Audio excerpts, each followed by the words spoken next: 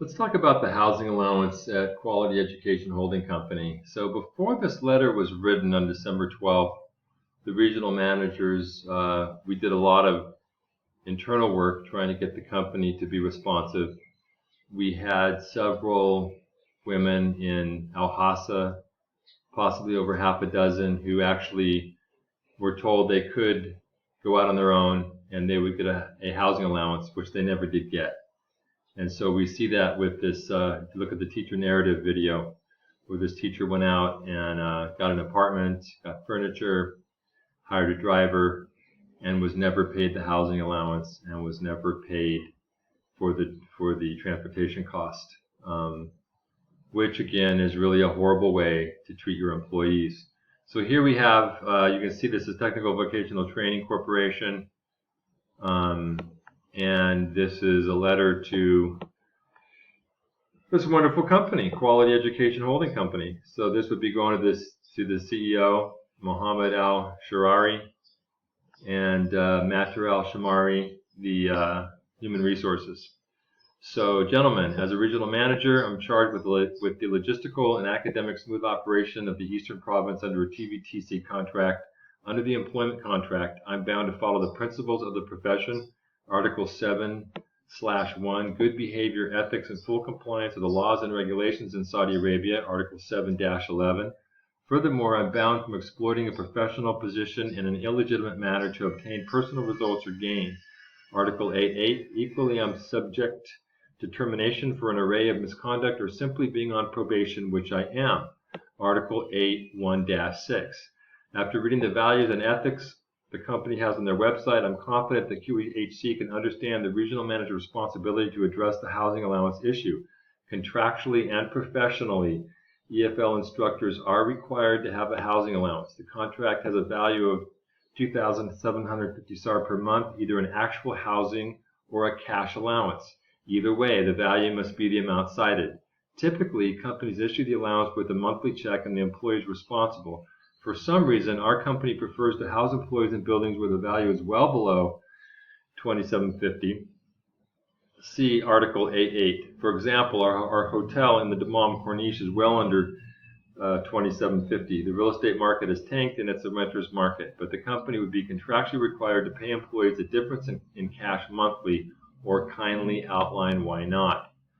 Another example, the Hofer Al Batten team is housed in a horrible, unsafe hotel at about 1,100 SAR a month. They have a request to relocate to another hotel that offered $1,800 negotiable amount with transportation included. The team should be getting at least 1,600 SAR in pocket monthly. The company should simply pay them full allowance and let the team handle it themselves. We don't want the company to be seen as profiting through what could be described as a kickback scheme, as kickbacks to itself. It could tarnish our reputation. The company owes dozens of employees their housing allowance minus the actual market value from September 2016 to December 2017. Please identify how these refunds will be handled. The stress and frustration levels over the housing, visas, late paychecks, not refunding employees out-of-pocket expenses, Class C insurance, low wages has taken its toll. Our students are not getting the professional level instruction they need because our time is spent dealing with these myriad of contract issues and stress. How will we work together to address these issues? Well, they're going to fire us. That's how they're going to address it. But let's go back to this. So in this first paragraph in your contract, and you're going to have the same thing if you're unfortunate enough to take a position with Quality Education Housing Holding Company. Look at these articles, man. You're you're bound by the principles of the profession, good behavior, ethics, and full compliance with the laws and regulations in Saudi Arabia. So those laws and regulations cited in Article 7.11 include the Ministry of Labor and the myriad of labor laws that are encompassed in a sound contract that's legally binding, which these contracts aren't. Furthermore, what's particularly interesting, I'm bound from exploiting a professional position in an illegitimate manner to obtain personal results or gain. So you can see in the contract themselves, they have Article 8.8, And this is exactly what they're doing. I mean, they're actually telling us we can't do this, and this is what they're doing systemically across the board. And so this would be a huge amount of money that they would be capturing just on the housing allowance scheme itself. I mean, we're talking about hundreds and hundreds of employees, and we're talking about these really rat-infested, pretty crappy places. And of course, in Article 816, I'm on probation. I mean, is asking the company to comply with the terms of their contract misconduct? Well, I would argue that it's not. But of course, they're not going to tolerate that, and that's why all the regional managers were fired. Now, the Hoffer Albaten Hotel has come up a lot.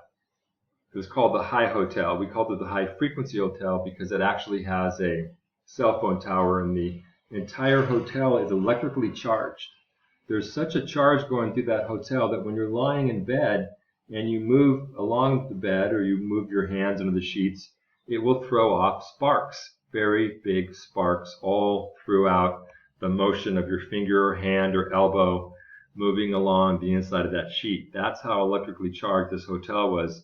So not only were there 4 employees that were part of our team, there was another 20 employees, including a number of women, that were housed there. And I called a Mr. Muhammad in Hafr al-Batten to ask him to remove them. And he became extremely rude and threatening and told me to never call him again. And then he hung up.